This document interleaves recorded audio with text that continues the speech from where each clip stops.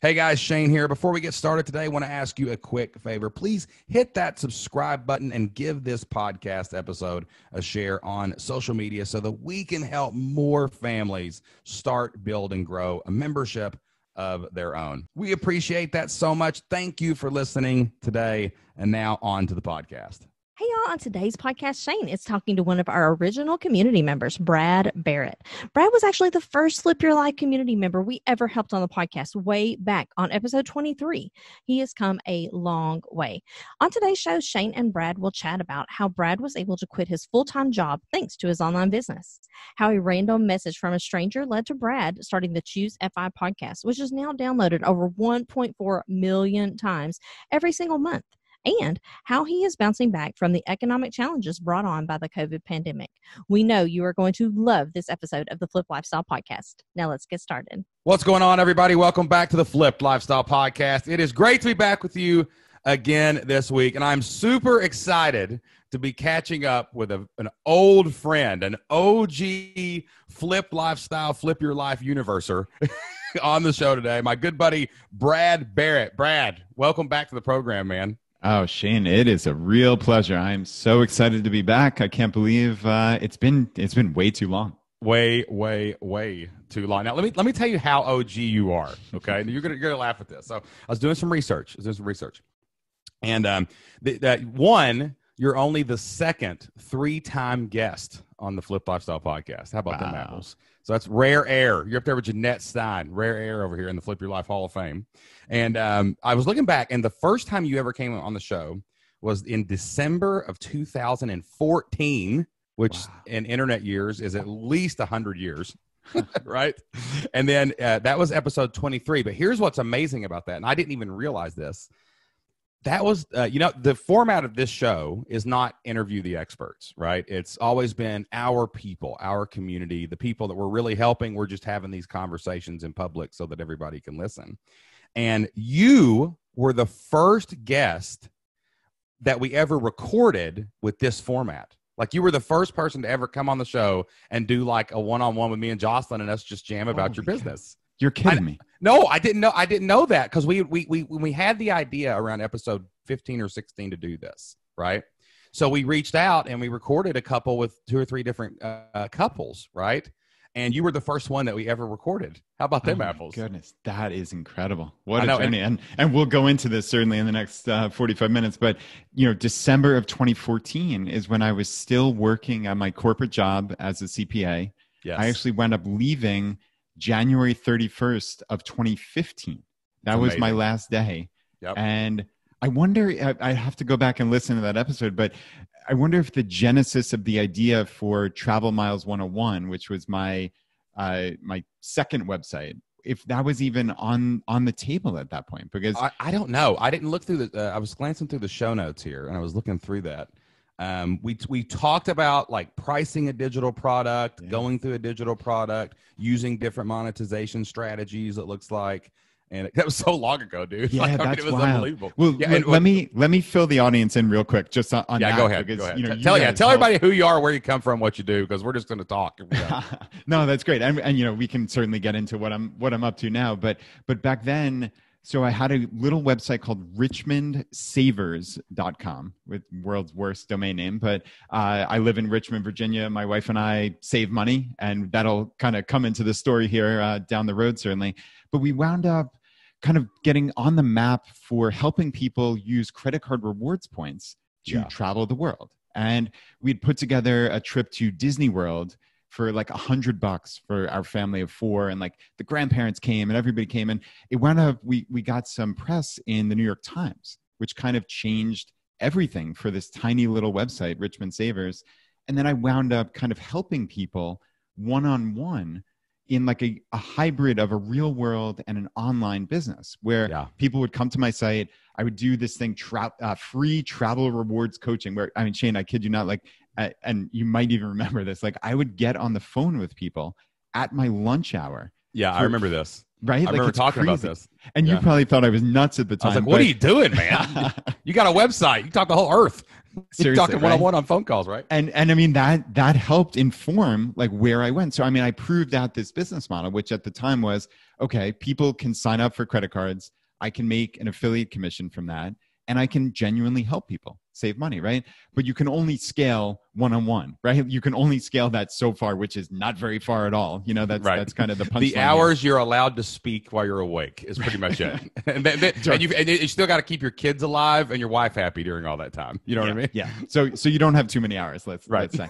So around that time, around December, January, I had this idea to how can I scale this? So we wound up, and now in today's day and age, in July of 2020, this sounds elementary, but at the time, in early 2015, a free course was somewhat novel. It was, for us, again, for people who listen to your podcast, it's just an email autoresponder. It's nothing special, right? But back then, we put some, not artificial in the scammy way, but artificial scarcity around it in the sense that we didn't know how many people we could work with because we had a Facebook group, which was, again, novel back then. Oh, yeah. Those had just started.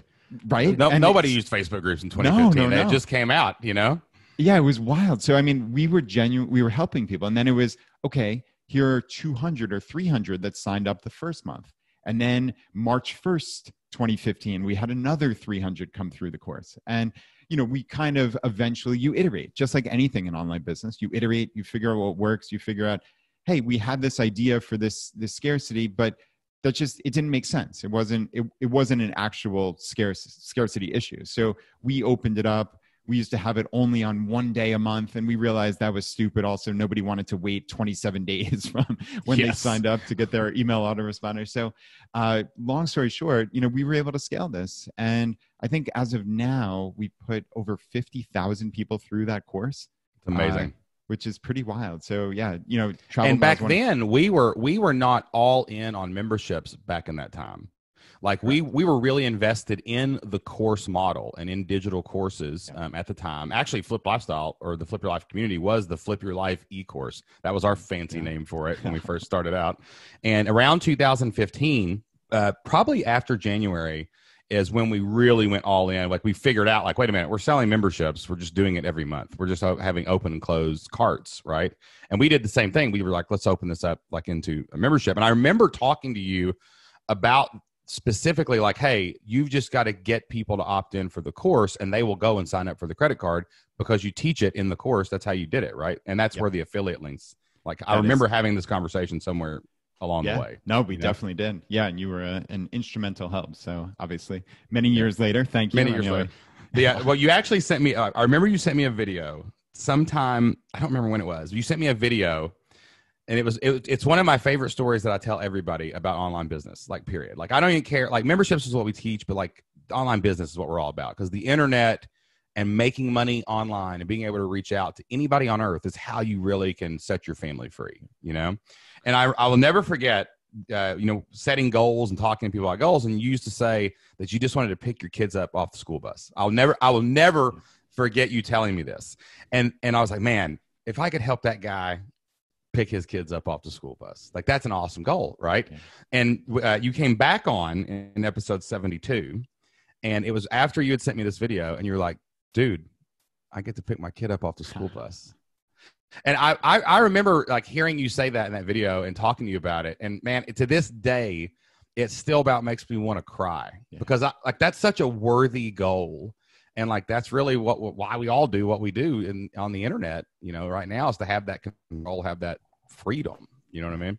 Yeah, I certainly do. And yeah, that's a chill inducing moment. Honestly, thank you for bringing that back up. And yeah, it's been just a hell of a journey. Now your wife also, does she work still or did she quit her job too? No. Yeah, that's what I thought. Yeah. So everybody quit. Just everybody quit their job. Everybody quit. Yep. We were both CPAs and yeah, it just wasn't the lifestyle that we wanted. That's for all right. Sure. So now let me fast forward, okay? Because we got the backdrop, we got the journey through the flipped lifestyle universe and out the other side and picking kids up off school buses and all that. But you're not just Brad Barrett. You're the Brad Barrett. Like you and a buddy of yours, like you went out and started this podcast, right? And I want to talk a little bit more about that and see what's going on with that. And I want you to keep me up to speed on what's happening. But you have a podcast called ChooseFI, right? Yeah. So one, tell me what it is.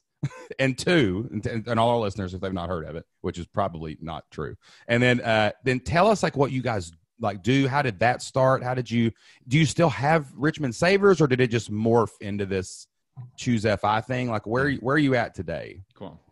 Yeah. So yeah, a lot has certainly happened over the last couple of years. It's, that's what's wild about this online business journey. You never know where it's going to take you. You never know where that one connection or that one podcast appearance or, whatever it may be is going to turn into something life-changing. And yeah, I mean, that's actually what happened to me. I was a guest on a popular, let's actually talk about ChooseFI. So that's FI stands for financial independence. And this kind of leads into where the background story here. But yeah, I mean, financial independence is basically trying to get to a point where working is optional.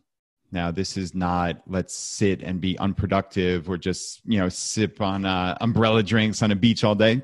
You could do that if that's your thing, obviously. But it's about getting to a point where you have freedom and autonomy and control over your life and your most precious resource, which is your time, right? Mm-hmm. That is what this is all about. I think so many people look at saving money as deprivation or akin to like a diet, short-termism. And we've reframed that entirely. And Shane, it comes back to, a lot of, I want to be there when my kids get off the bus, right? Like a lot of it comes back to what do you want out of life? I don't imagine most people want to be working 40, 50, 60 hours a week in a 9 to 5 and kind of mollifying themselves with fancy cars and fancy houses. Like I don't genuinely think that's what most people are looking for, but I don't think most people have taken a step back and tried to design their life in a sense that works for them. Not to do what society says or not to keep up with the Joneses or their buddy in the next town, right? Like that's sadly what a lot of people do, but they do it unconsciously because they don't know there's a better way. And I think financial independence and this entire movement is what has changed my life and changed so many other people's lives. So, it's important to, let's just, I wanted to take a minute there and talk about that. But the story is, and how this whole thing started is I was on a financial independence podcast, one of the very few at that time. This was 2016. I was talking about credit card rewards points, right? I wasn't in the FI world. I was the credit card rewards points guy. This guy, Jonathan, this random listener named Jonathan, heard me on this podcast that he listened to. And he's like, oh, wow, this guy, Brad, lives in Richmond, Virginia.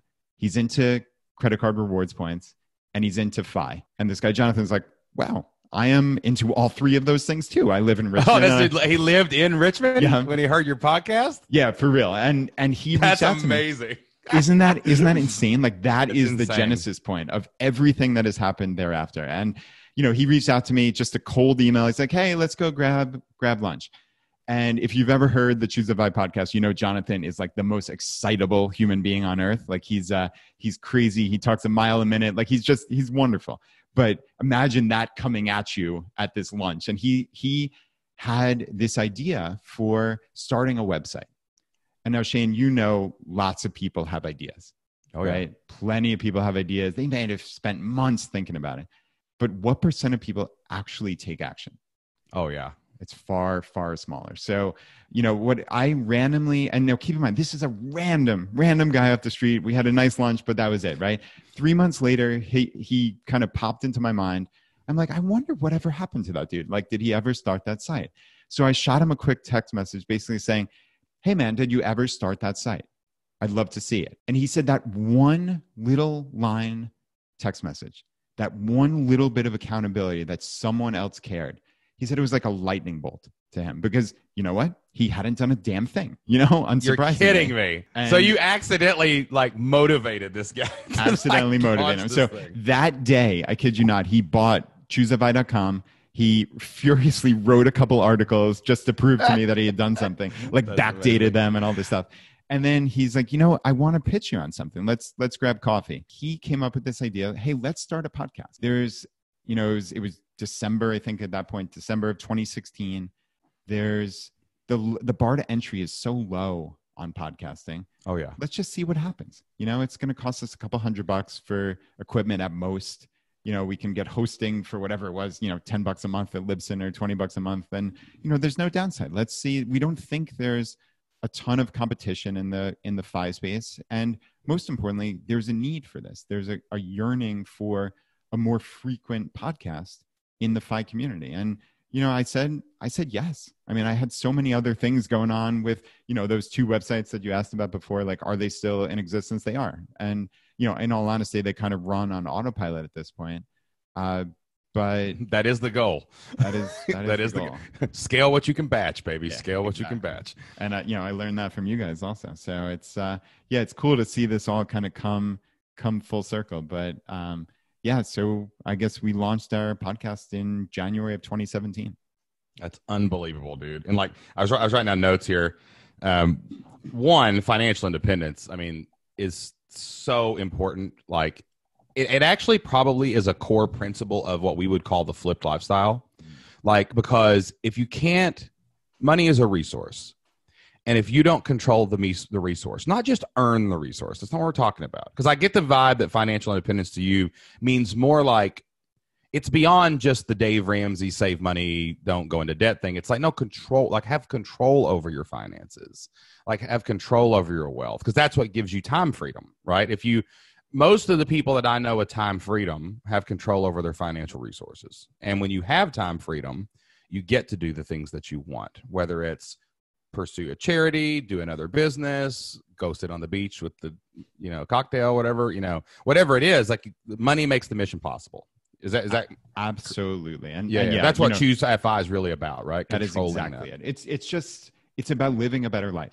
Yeah, it ultimately is, and we think to your and point, the life you think is better, that you define as better, not just absolutely that you want to be better. Absolutely, and that comes in all shapes and sizes and all forms, right? Like we like to say, there's nothing that makes you a card carrying member of the FI community. If you I know I kind of ragged on fancy cars and fancy houses, but if that's your thing and you value it, then go out and buy it. That's great, but do it with eyes wide open. I think Don't do it if it's going to all be taken from you in 7 months. Right. That's what's coming from that. Right. Exactly. And that's why we say, I actually got harassed by this dude one time. Like, he was just calling me a loser and like saying, that you're an enabler and you keep people like, you don't help anybody with your mentality. Like, it was unbelievable. This was public on a Facebook post. And what it was because one of the things that we say all the time is, hey, we'll help you get 100 people to pay you $50 a month and make $60,000 a year. I hate to tell everybody listening, that's the median income of the United States. And for most people, that would set you free. If you could create 60 grand of revenue for yourself or get 200 people to pay you 50, now it's 120, you're making enough money to make choices. And that's what financial independence, the flipped lifestyle, all that really is what we're trying to do, is enable people to make choices. You can grow it to $1 million. All you need is 1,000 people paying $85 a month to make $1 million a year, right? So you can grow it to $1 million, or you can choose the way you want to live. Maybe you don't want to put in the 80 hours a week like a Gary Vee, and you want to pick your kids up off the school bus, so you're happy in that 60 to 120 or whatever range, And actually, people probably don't know this, but like if you look at our logo, either for Membership Masters or Flip Lifestyle, there's an arrow, and one side of the arrow points up and one side points down. And the reason that we have that arrow in our logo is because we all make choices. That's it. That's why the arrow exists. That's why it's in all of our logo and in all of our branding. And really, we don't publicize that. It's private to us is what we mean by that, But it's all your choice. But you can't choose without the cash. You just can't in this day and age. It's true. No, it's a force multiplier. It really is. It's the thing that makes everything else easier in your life. When you aren't stressed, think about how many people I know in our real lives that are just stressed with money all the time, right? Yeah. And if you can just make some little decisions, even if getting to financial independence sounds like a pipe dream, well, what's it like that first time you have $1,000 in the bank, $2,000, $5,000? Could you imagine like $10,000 in the bank? Think about how much less stress you have. Think about or if you pay off your house. Right. What if you didn't have a mortgage payment? How would that feel when the world is ending all around us and there's pandemics and there's rioting and the economy But you know what? My house is paid off. Like and I don't care if it's a little house or a big house. I'm not talking about a mansion. Like that's where true freedom comes from. And that's kind of like knowing, like, I love that word independence in what you all are doing. It really, like, I almost wish I had stole that word independence because like independence is like, you get to choose what that looks like. It's not you're independently wealthy compared to all of the rest of humanity. It's financial independence. You know, I get to choose what I want to go accomplish. I get to choose how I make money. I get to choose, you know, how far I want to push this thing. And that's just a really, really amazing mission. And one thing we also talk about here at Flip Lifestyle, and this is for everybody listening to this podcast, is ripples. You know, I actually keep this rock on my desk. Can you see that? Yeah. On the camera. So on one side, this rock says flip your, and on the other side, it says life. Okay. And I keep this rock like right in front of me all the time. So every time I sit down at my desk, I've got to look at this rock, right? So there's a quote by Mother Teresa, which I've said here on the podcast a few times. And a reporter asked her, do you really think this little woman in the middle of nowhere, can change the world? Do you really think that? And he was kind of mocking Mother Teresa when he said that. And Mother Teresa laughed at him and said, no, I don't think I can change the world alone, but I can pick up my stone and cast it out upon the waters and cause many ripples. And I'm just sitting here thinking, like, I'm just a knucklehead from Southeast Kentucky. I started my podcast, talk to you, then you go you go onto a podcast. You didn't even have another podcast. Your ripple hits somebody. You pick your stone up and throw it. It hits what's your partner's name again? Jonathan. You hit him as a listener, and he picked his stone up and threw it back at you. Yeah. You are throwing rocks at each other for 3 months. You know what I mean? And then you text him back. That starts this podcast, and now you two are out there crushing it. Like, how many people? Like, I know you've got thousands of reviews on. I mean, you're reaching a huge audience with your podcast. Yeah. Like every single month. It's been crazy. I think, Shane, I think we hit about almost 1.4 million downloads last month, which Jesus, man, that is unfreaking real. Like, look at all because you decided to flip your life, all because you decided to do something online. Yeah. Like scale, like what, like that's not a bad thing. Like, and now, and just talking, like we talk, that's what we do, Brad, for a living. We sit in front of these microphones and we talk. It's mind-blowing. And I mean, I don't know about you, I suspect you're probably a little bit different than me here, but I always had this limiting belief that I'm this introvert. I am not great in social situations, all these kind of limiting beliefs. And now, to your point, like, I talk for every day. I talk as my job. Right? I talk as my passion. Like, I am, for some, from a random, as you can tell, this random little spare bedroom in my house here in Richmond, Virginia. You talk about ripples, right? It's impacting the world in a very positive way. And it's pretty amazing. So this, we kind of realized very early on that while there's something about me and Jonathan that people like listening to us for whatever I think reason. You've got that yin and yang, because like me and Jocelyn have the same thing. Yeah. Like when we're ever in an interview together, like Jocelyn's like she's the salt and I'm the pepper. You can use a lot of salt, but pepper, you got to calm that down. Shane, calm down. You know what I mean? And like and then it kind of plays off of each. You get both perspectives of the introvert. Introvert doesn't mean shy. It just means you draw energy from quiet and being alone sometimes, right? Yeah. No, and you can control that with podcasting. Yeah, no, you absolutely can. And I've overcome those kind of ridiculous limiting beliefs clearly. But, we realized that the world runs on stories. It just does. Especially at the beginning, it was people would connect with, I see myself in Brad, or I see myself in Jonathan, down to, I am much more conservative with my money, naturally frugal. Jonathan's a big spender, but he realizes that this is for the greater good. It's for living a better life. And then, we quickly realized again that this couldn't be limited by us. It couldn't be limited by our world experiences, by our knowledge, by our opinions. It had to be a community. And I think that was my favorite word, right? Like that was the aha moment, Shane. And changed everything. And now ChooseFI, while ostensibly Brad and Jonathan are the host of this and et cetera, like this is a worldwide community. And I mean, what we've done now, we started just a regular Facebook group, and I think we have 70,000 people in there now, which is pretty wild. But most importantly, we have ChooseFI local groups. Dude, I was looking at that. You've got a map on your website, and it's all these pins are like all over the world, right? Yeah, those are legit. Yeah, sorry, go on. Those are where people just meet up in person that listen to your podcast? Real. Like those are in 300 cities throughout the world. I think it's 30 plus countries.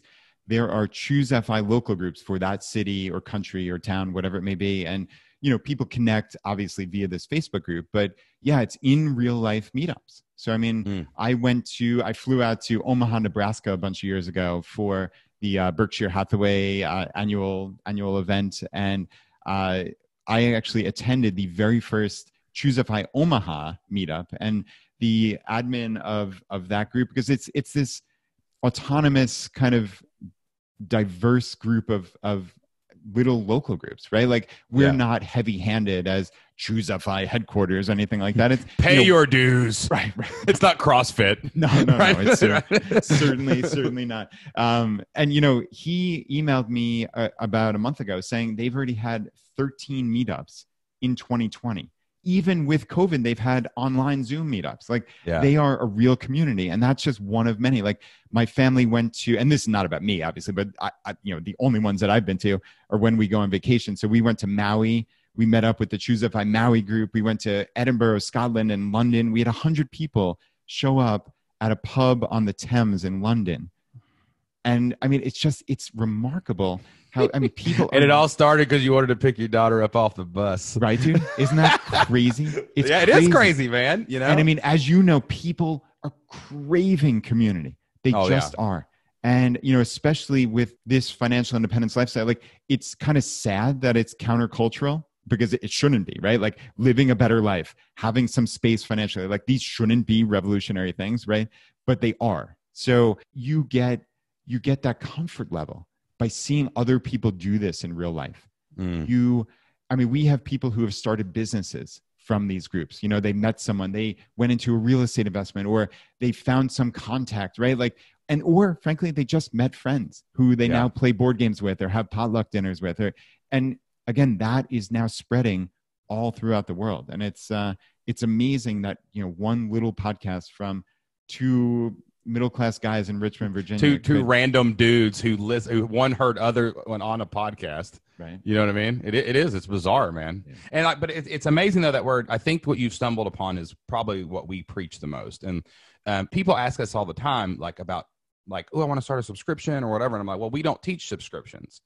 What we do works for subscriptions, but subscriptions is a commodity. You sign up for your cable subscription, you buy something, but we always use the word membership. That's an actual core value, cultural decision in our company to use the word membership instead of subscription, because it implies community, right? And that's what we believe sustains most podcasts, YouTube channels, online businesses, is the people who come into a membership are invested in that community, right? And I'm the same way as you. I don't want it to ever be about Shane and Jocelyn. It's about we're like the Knights of the Round Table. We just happen to be sitting in the chair that gets to talk first. You know what I mean? And it's all about that community. It's all about helping each other. It's all about none of us have a monopoly on these good ideas, and we're all here to help each other sort through our own variables and situations so that we can build the life that we want for our family and change our family tree and all those things.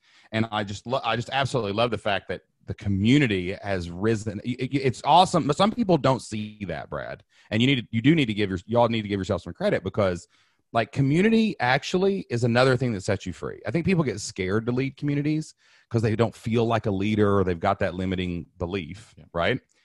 But when you have a community and not just a list, when you have a community and not just people who listen to you because you have guests on or whatever, that's really another thing that makes your business thrive and gives you opportunities to pivot and lets you try things to help your family better themselves, is because you've got this group of people that are like, yo, I love what you're doing and I want to be a part of that. And then when the community has its own energy and dynamo, like you're explaining right now, see, a lot of people, I think, try to position themselves as this like general in front of the troops. And that's not what a community is. A community should eventually take itself over, and they should talk, and you can't be threatened by that.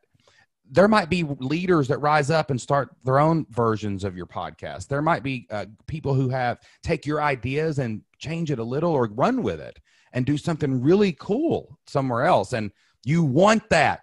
That's what happens when you have a great community, is they start meeting up locally. They start Voxer groups where they talk to each other. They start their own Facebook groups. You know what I mean? And like, that's really like what you're looking for, because when that happens, you will really change the world, because your ripples, then they pick up their stones and they cause ripples like you and Jonathan did. You know what I mean? And then who knows what could happen. And all that ripple is eventually going to hit. It's going to go around the world and hit you back. That's what's really cool. Right? Like when someone tells you, hey, we started this group. Oh God, that makes me feel good, you know? And it's just, and when you create, community should be your number one goal with any online business. I don't care if you have a paid membership or not. That's what's going to make it work, you know? Yeah. I mean, people want to feel like they're part of something, right? We're so disconnected, even though in this social media world, like you think, oh, we're connected, but we're really not. We're craving connection. We're craving real connections, right? And to your point, we're not threatened by anybody stepping up. We love it, right? Like we look at it as there is a finite limit to how much Brad and Jonathan know, right? And or could ever want it. Like the biggest benefit of having this community is the rising tide lifts all boats scenario, right? And we've said this it's not just kind of lip service. We say this is the crowdsourced personal finance show. And, it could sound cliche, but we have taken that as a central part of what we do. Is there are hundreds of thousands of people listening to the show. And if we can get them to send us their best tips, their little hack that just made their life better, even if it's small, right? We talk about getting 1% better. It's the aggregation of marginal gains, which is a fancy way of saying just try to get 1% better. Yeah. In everything you can, you're going to be blown away by the compounding effect of that, right? When you have hundreds upon hundreds of thousands of people sending you their best stuff, we're all going to get better, right? We can't be threatened by it. We can't be threatened that, oh, they're smarter than me. No, it's wonderful that some brilliant Harvard professor, we have professors at all these amazing schools. Like, I mean, that's one stupid example, but like they're writing in with their best tip, that dude's been around the block, y'all. Right. He's researching this stuff on purpose. He's at Harvard. Right? And he listens to me, some bozo, off the street, talk about living a better life. But it's the conversation he's craving. It's not that he listens to you because you're this, I've seen everything, I've done everything. It's people are craving that conversation. Like when you sit and listen to a podcast, it's like you're in the room with people. Like that's what people really want, And when you are open about it coming back to you from these people, that's when now your podcast isn't just a radio show. It's something, or your YouTube channel, or your blog, or however anybody creates content. It's the same concept here. It's like turning comments off on your blog. Like, I don't know why people do that. Like, I know they're scared of hate and all that stuff, and like people are crazy, but like, gosh, don't close off the conversation with your people, because you need that back and forth, or you're going to get stale. You know what I'm saying? And you're not going to be able to serve and deliver and learn and grow and do all those things with your community. Yeah, totally. And with our particular community, they feel like they've found this secret to life. Like that's one of the cool things about FI is it feels like you're just winning at life. And, I know my wife, Laura, and I have become so much closer just because we feel like we're on this, like life is almost a game. Like we're living the same middle or even upper middle class lifestyle as everybody else around us. But yet we have all this time freedom. We obviously have financial resources. We can spend time with our kids and see them grow up. Like we have all these things, and it just stems from making a couple of intentional decisions over a medium term period of time, right? Like not 50 years, and certainly not get rich quick. It's not a year or two, but No, get rich slow, baby. Be the glacier, not the prairie fire. I I don't want it to look cool and then be gone. Yeah, you know, the Lamborghinis, right? Yeah, I mean, yeah, exactly. I don't want to lay here on my Lamborghini and then they tow it away 3 years later. Let's talk about monetization real quick, because I know we were going to have one thing. I always tell everybody that comes on the show, even people like we've had some people achieve some crazy things. Like you're definitely, dude. I love watching you from afar. Like it blows my mind. Like it really like to see like when I looked at that map last night, I was like, look at this. We need a map. Where's our map, Jocelyn? That's what I told her. I said, we need a map. One thing that I actually just learned something that I've never really thought of from our conversation here is like the structure is create content, build a community that pays you, serve them. That's what we do, like to make our business. Let's look at the business side, right? But what I'm really seeing is like it's the monetization of community, not in a bad way. People get to that, I don't want, we got a community, let's milk them dry, right? Like, that's not what we're talking about here. It's like, you have to monetize your community. If they don't pay you, you have to not have money to feed your family, so you can't serve them, right? So like, how has ChooseFI been monetized? Now, I know that like your old model was, at Richmond Savers was get an audience, teach them this method of going to Disney World for free or whatever, right? So you got this community, you're teaching them for free, and then there's an affiliate-based monetization strategy where you're, okay, well, these credit card companies, if, this is how I do this, they're not going to go in debt. I'm going to teach them how to do this and pay it off and just get the points. But that way, I do get a commission when I sell one of these things. It's a lot like Pat Flynn's model. Pat, well, he does a lot of courses now too, but Pat Flynn was affiliates. That's how he built his whole business, build a lot of traffic, get a big audience, recommend products that you actually love and actually use so that you can get an affiliate commission off of that. Is that how you've built ChooseFI as well? Is that how you've done the monetization there? Yeah. And it's funny how you describe that as almost verbatim how I would describe it as well, which is become a trusted resource and add value constantly, right? Like people can tell when you're just trying to hawk a product. They just can. I mean, I don't know. We are very social animals and we can sniff that out from a mile away, right? You know it when you listen to your own podcasts or, other podcasts you listen to, right? Or blogs you read. You can tell when people are being authentic versus inauthentic. And I think people have come to trust us because, we're in their ear now 3 times a week for an hour each time. And, they know us, they know and trust us. They know that we're talking about the ups in our lives, the downs in our lives. We're radically transparent about, what's going on. And I think that kind of goes back to what we were saying before about the experts, right? Like nobody's really looking to have someone pontificate about their brilliant expertise, right? Like we're looking for examples. We're looking for just being able to connect with people. Right. And I think, part of getting an audience is being authentic, right? And opening yourself up to the good and the bad in your life. So I think that has helped engender trust with, both Jonathan and myself. And when you recommend something, they know it's coming from the heart. This is for real, Absolutely. So, how you describe Pat's model is very similar to what we've done, which is there are very few products that we do recommend, but when we do, we talk about how they've impacted our lives. It's still, the credit cards are certainly a big aspect of it. We have certain different investing platforms like M1 Finance and Personal Capital to track your financial life, but none of those things cost people anything, right? It's just a win-win. That's how I've always looked at this. If we can provide value and you can sign up for something for free and we can get an affiliate commission, okay, that's a win all around. Or you were gonna do it anyway. Like if it's something like, well, you're gonna start a website, you might as well use the one we do or whatever. Exactly. Yeah. Exactly. We've never really went down that affiliate rabbit hole hard. I think our model was just really radically different, especially when we started back in 2014. Like the way we were building Flipped Lifestyle, like from your podcast, actually it was episode 23 is when we stopped doing solos and started talking to people who we were already talking to, right? Like that kind of pushed us away from affiliate marketing. I think it was interesting, and we've dabbled in it. Like there's been like, wow, we really like this product, like, so we've got a link to it somewhere on our website or something like that. But recently we started really promoting Kajabi, right? Okay. Because over the 2019, I was really looking for a way to help people start a membership site that wasn't so complicated. Like I've got employees, I've got people help. I don't know anything about Infusionsoft or WordPress. I just pay people because I would break it. You know what I mean? Yeah. But we always tried to, here's how to do WordPress. Here's how to do the play. It was so complex. It took people a month to even set up a website. Right. And I was looking for something that would be like, what if someone could start a membership site in a month, in a weekend?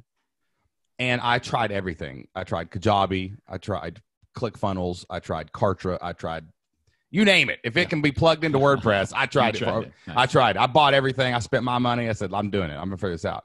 I found Kajabi, and in 3 days, I launched a paper newsletter. We actually mail a paper newsletter to. It's called Membership Masters, our subscribers. Wow. No, it's like this is legit. I got a commercial printer. We talk about tangent. I got a commercial printer in my other office in here, and we have a big conference table, and the kids pack it. I'm paying my kids to learn the business, right? Because we were outsourcing it, and I was like, this is stupid. Like, we could do this ourselves. It costs $300 a month to rent a commercial printer that folds and staples. Wow. And it's a paper newsletter. We can get all the resources. And what a great chance for the kids to learn how to be a part of the business. So one day a month, we have a print day, and we just mail this out to all of it's a family thing, you know? So anyway, that's it. So hold on, continuing with that tangent. Back to Kajabi. Yeah. So with that tangent, I have to put on my FI hat and say, so if your kids have earned income, you got to put money in a Roth IRA for them. No. Let me hold on. You ready for a tip here? Look up family management company. Family management company. Okay. So there's this tax vehicle that was originally set up for farmers. Okay. And it was so farmers could actually hire their children legally, right? Because farmers would have like 8 kids, they'd all be on the payroll. Nobody knew who was paying taxes where, and they were paying one kid $12,000 and one kid. The government was like, God, we don't even know how to tax this, right? So the old way, you could just be like, make as much as you want with your farm, pay your kids, and no pay taxes, right? Yep, whatever. Yeah. So they created these. It's a thing called a family management company, where the family management company runs the employment of your family, and it's a separate entity set up. Like, I'm the president of the family management company. So, and then we have a contract with the kids. The kids are on YouTube and do other things. So and it has to be real work. You can't be like, take out the trash, do the dishes. That's not part of it, right? But what you can do, but then what you do is, in a nutshell, again, legal disclaimer here, not an accountant, not a lawyer, just telling you what people told me.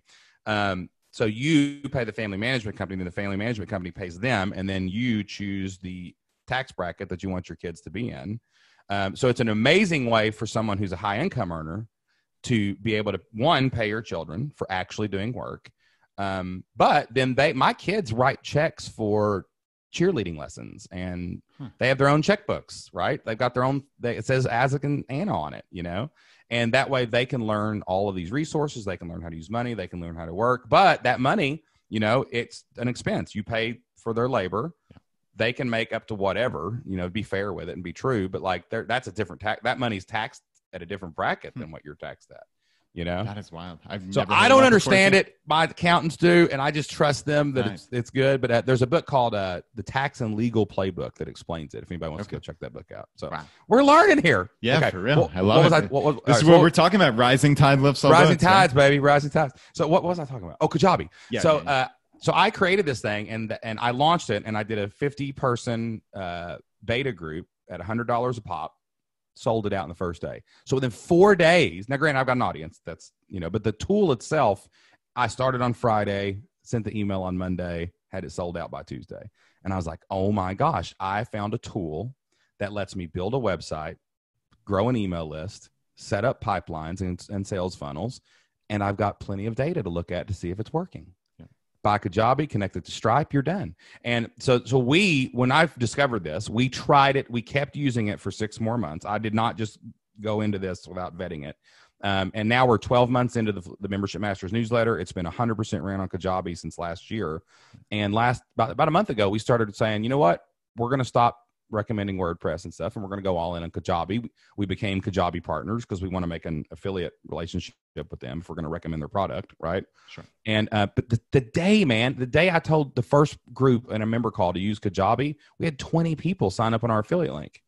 And the moral of that story is, wow, Shane and Jocelyn never say anything unless it's true. Like that's pretty much what our audience, they've never recommended a product like this before. Why are they doing this now?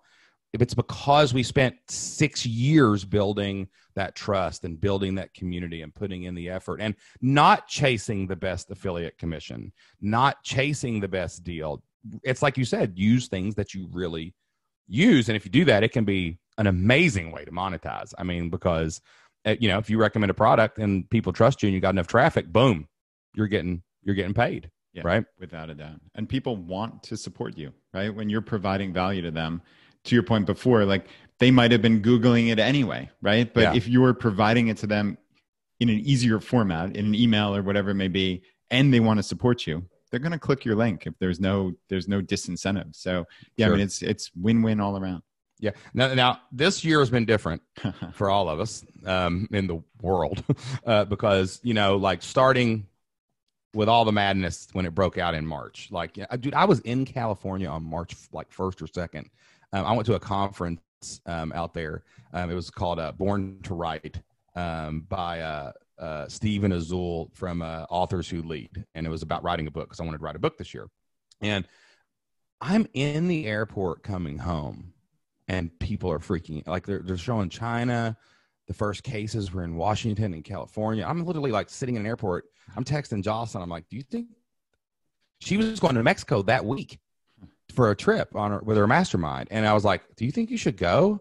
Like, what's going on? And she's like, yeah, let's just go. I'm like, all right, cool. And then by the time she got back, I was like, get back. This is crazy. Get back in the United States. And like by the 15th, things started shutting down. By April 1st, I mean, I remember Governor Bashir came on and I was sitting there watching his report, and he said, I want you guys to ask your children to leave the room right now because the next few things that we say are going to be very hard to hear. And I was like, and I knew right then that life was not going to be the same. I was like, no politician, no governor would say that. And then the first words out of Andy Bashir's mouth were, the next few words that I say are going to make some of you unemployed. We're going to take care of you. We're going to do everything we can to make this right, but it has to be done. And that's when the world shut down for 2 months, like completely. And so of course, at that moment as a business owner, I mean, my heart goes out to the 40 million people who actually had jobs and employment that they thought were secure and they lost them, Yeah. And then at the same time, I'm like, man, I got to figure out what I'm going to do in my business. Right. So I'm sure you and Jonathan had those same conversations as soon as everything started. Like, what does this mean for us and affiliates in our business model? Like how did that go? What did you think when that first started out? And I guess the big picture view is we're not really talking about coronavirus here, y'all. We're talking about crisis mode. Like financial independence, living the flip lifestyle doesn't mean you're free from stress and worry. Like you still run a business.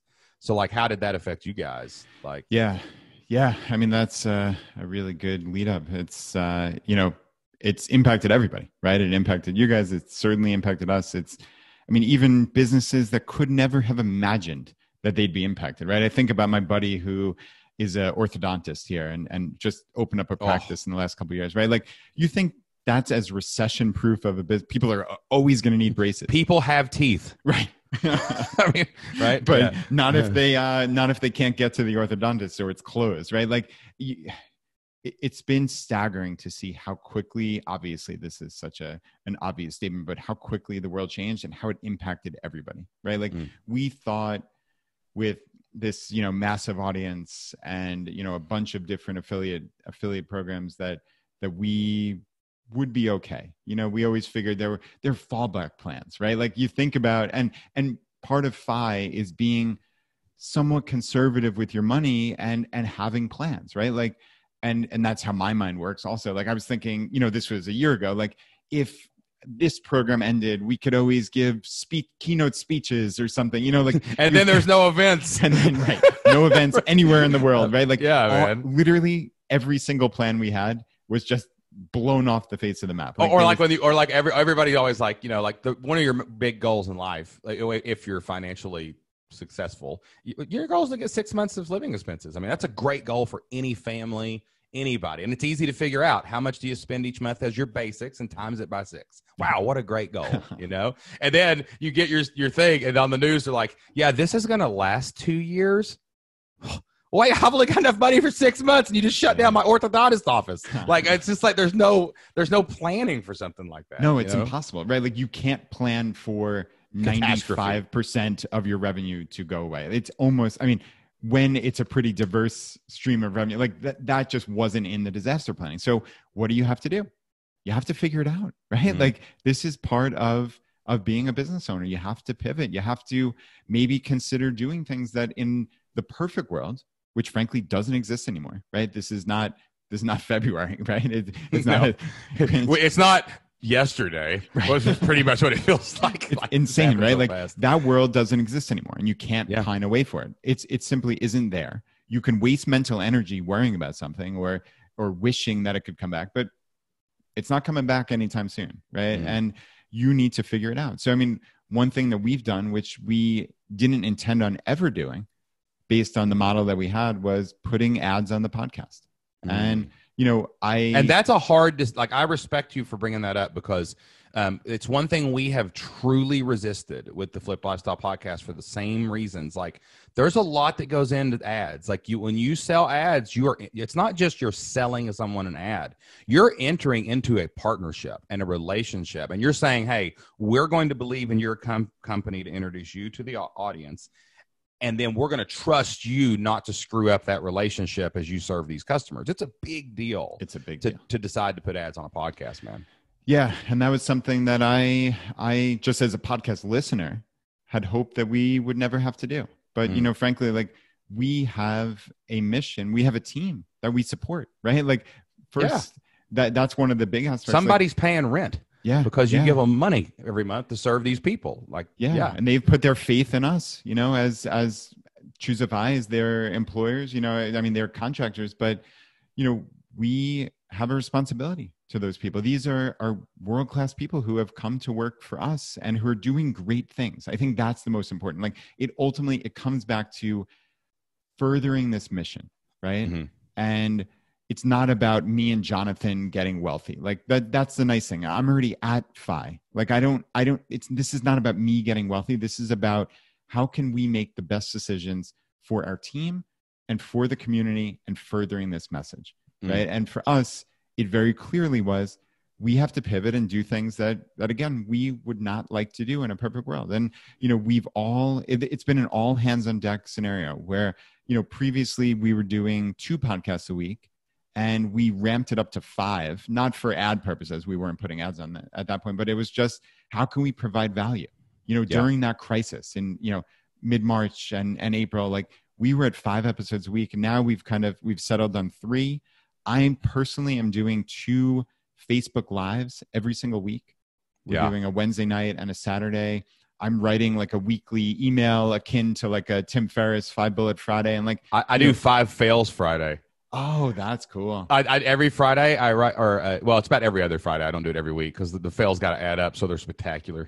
And then, but I send it out, and it's my most opened email by far. I'm just like, here's cool. 5 things I screwed up in my marriage, my business, my parenting. I just talk about it, you know.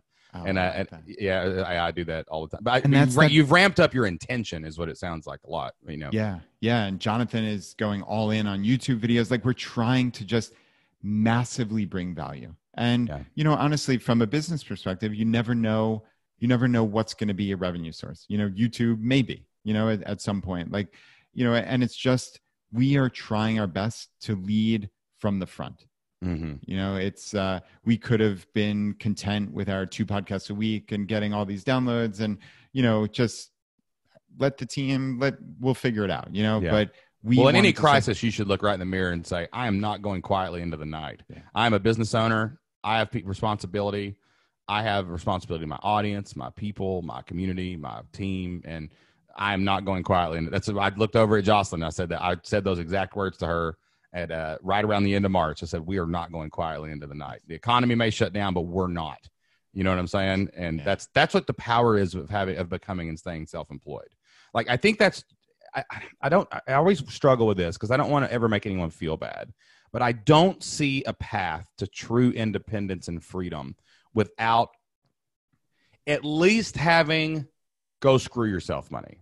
Like, you got to have at least some kind of side income or something that allows you not to roll over for anybody in the world, whether that's an employer or anybody else, right? Mm-hmm. And people like us who do have their own business.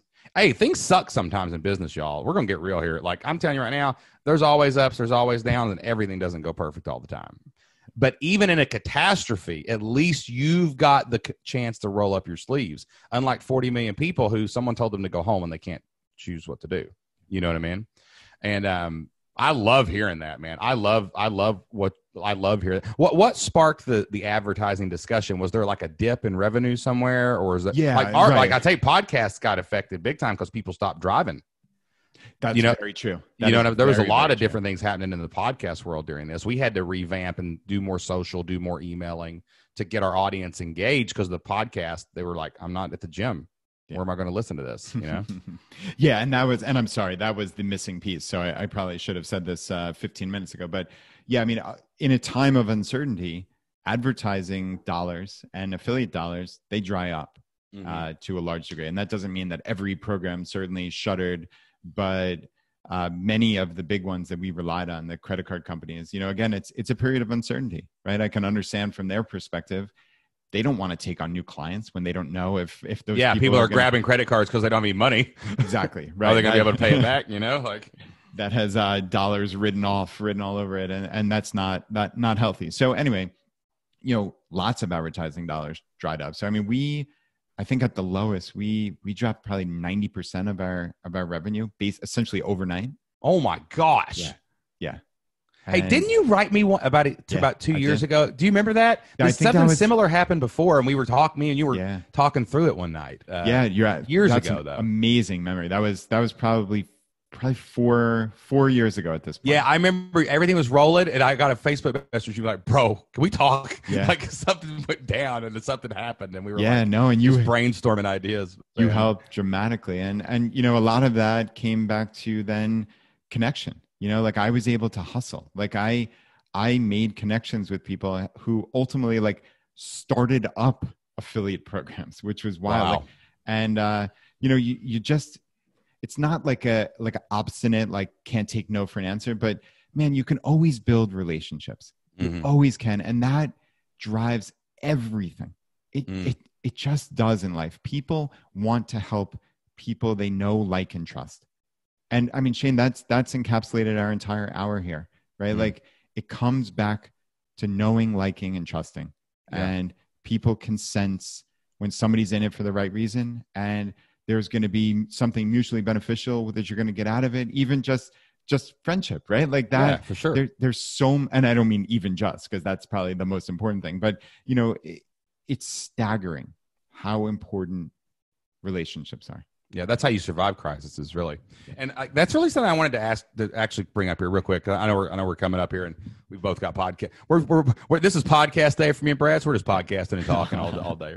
But I wonder why you have not started a membership community now here. And I want to just give some context to this, especially in your case, okay? Because one of the things that happened in our business, and this is not to brag or anything, like our business grew during the coronavirus pandemic.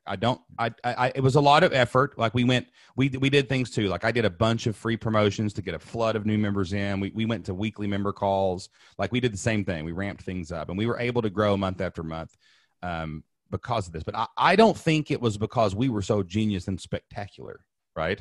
I think it was because we have this amazing relationship with our audience and our community, those people, right?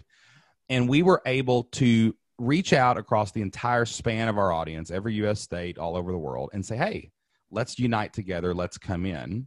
And we didn't even see a cancellation problem. So it wasn't just new members, right? It was the people who were with us, were spread out everywhere. So coronavirus wasn't affecting one state like another state. And maybe there was a dip in some people in New York, but there wasn't in Nebraska and all this, right? And that kind of, we call it the floor, right? Like our goal in our business is, some people are like, we're going to grow to $30 million, right? No, our goal is to keep our floor above everyone else's ceiling. And that's how a person to person membership relationship, like you pay us $19 a month.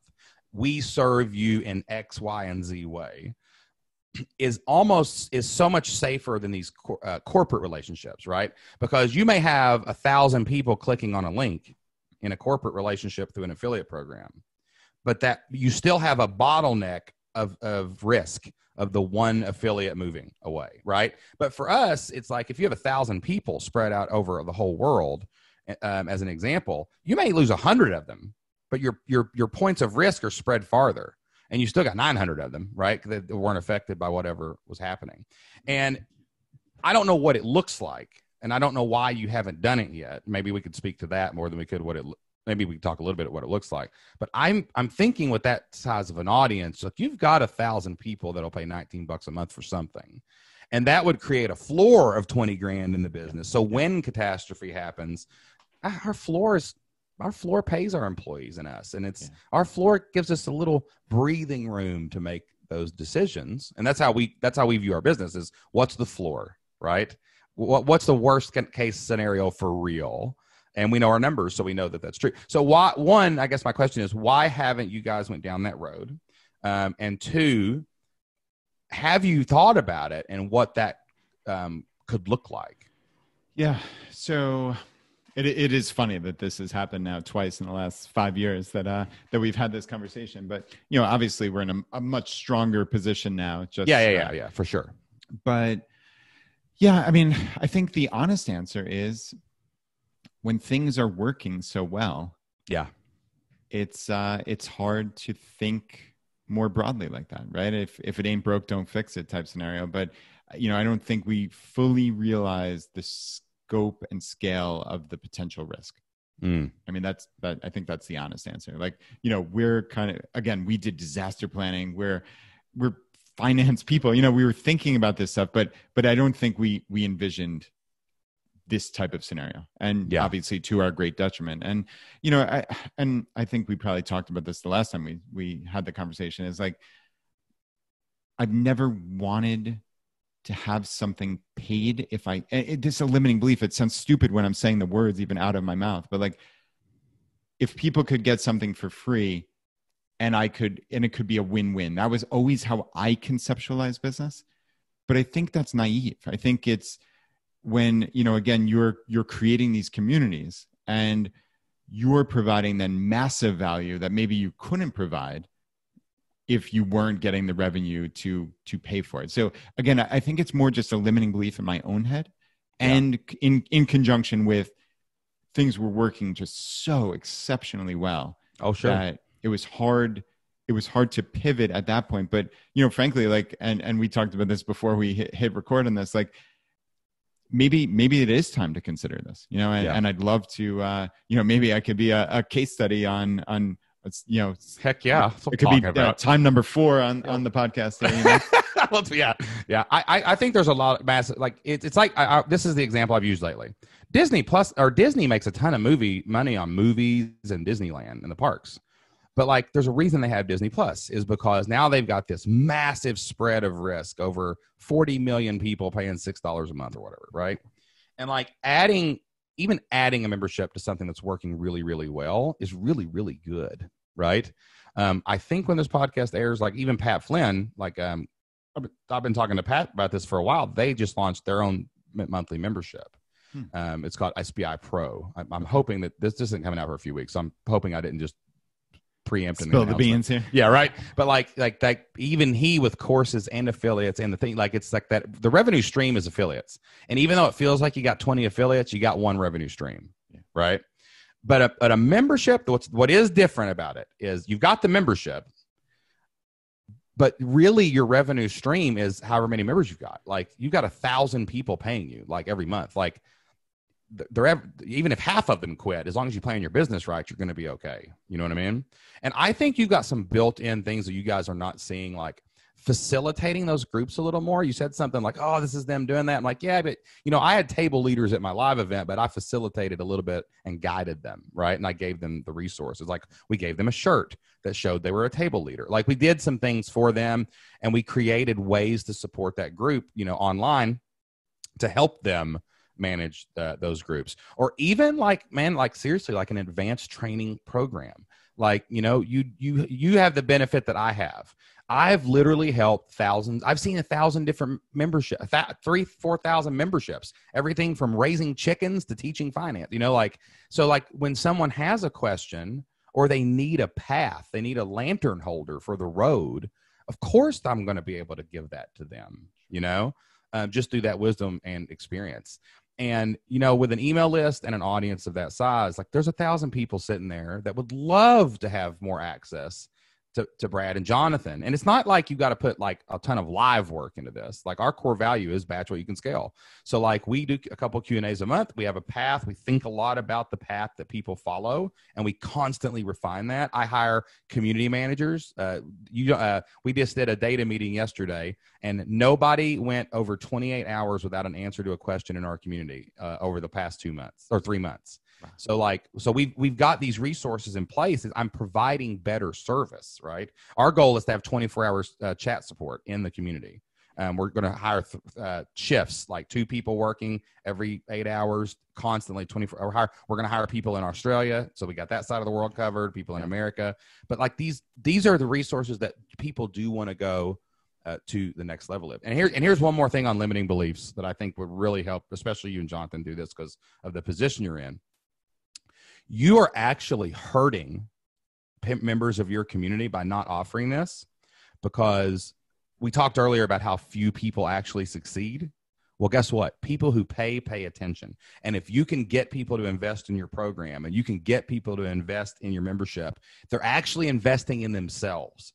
And no matter what you charge for that, if you create financial independence for somebody, like for $50 a month or $20 a month, you have 2 tiers. $29 a month and $49 a month, and figure out what it looks like. You're going to magnify your influence, and you're going to help more people in your audience actually get to where you go.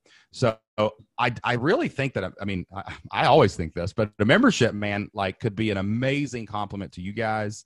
It's going to give you the heartbeat of your audience like nothing else will. So you'll actually understand the questions that people are personally asking on your podcast and stuff. But it could be an amazing benefit to you guys also too, to just, hey man, stabilize the business, pay those people, and provide more resources. It'll magnify the mission if you do it. I love it. I absolutely love it. Well, to be continued. To be continued. Listen, man, we will pick another time, and me and you will jam privately on a game plan. We'll get Jonathan on there, and we'll freaking figure this out. You know what I'm saying? Because the ChooseFI community needs a community they can join. And but I really appreciate your story, man. And it's amazing. I talk about you like every chance I get. You're still I've still got pictures of you on the website. And because every day, man, I think about helping people. I think about you picking your kids up off the bus. So congratulations on all your success, man. It's absolutely impressive. Thank you, buddy. And you and Jocelyn have just been amazing resources for me and my family and so many families out there. So obviously a huge heartfelt thank you to you guys. Thank you so much for listening to today's podcast with Brad Barrett. I hope that you learned as much as I did from our conversation about what is possible if you will just take action. I mean, Brad went out, he was an accountant working on the books for, in the corporate office, and he goes out and he builds Richmond Savers. He builds this business, and then he has setbacks, but he comes back and he ends up quitting his job, later on and becoming financially independent and doing his own thing. And then he goes on a podcast. He throws his stone again, and some random person hears it that they get together. And then 3 months later, they start a podcast, and now they've got a worldwide amazing community that they serve online. And you could do the same. You just have to keep taking the next step. We want to help you identify and take your next step in your online journey inside of the Flip Your Life community. We would love to give you 30 days free so you can walk the same path that Brad walked to start his online business as well. All you have to do is go to flippedlifestyle.com/free. That's FLIPPED lifestyle.com/free. And you can start your 30-day trial today. All right, guys, that is all the time we have for this week. But before we go, we like to close every one of our shows with a Bible verse. Jocelyn and I get a lot of our inspiration and motivation from the Bible, and we think there are some powerful verses that can give you the same thing. Today's verse comes from Proverbs chapter 13, verse 11. The Bible says, "Wealth gained hastily will dwindle, but whoever gathers it little by little will increase it. And I thought about that when Brad was talking about, we want to get rich. It's not get rich quickly. It's get rich slowly. We want to be the glacier, not the prairie fire. We want to build our business brick by brick, step by step, so that what we build will last. And that's what we do here on the Flip Lifestyle Podcast. That's what we do inside of the Flip Your Life community. And that's what we want you to do. Thank you so much for listening today. Until next time, get out there, take action, and do whatever it takes to flip your life. We'll see you then. One more thing before we go. Thank you so much for listening to the Flip Lifestyle Podcast. If you love the Flip Lifestyle Podcast, if we bring a little joy and a little happiness and we bring some knowledge into your life every single week, could you do us a favor? Go to Apple Podcast and hit subscribe. Download a few of the podcast episodes onto your phone. Apple's algorithm loves seeing downloads, and it loves seeing those subscribes. And please leave us an honest review over on Apple Podcast. That'll help us grow the show, expand the mission, and reach more people so that we can help them change their family's future as well. Thank you so much, and we'll see you next time.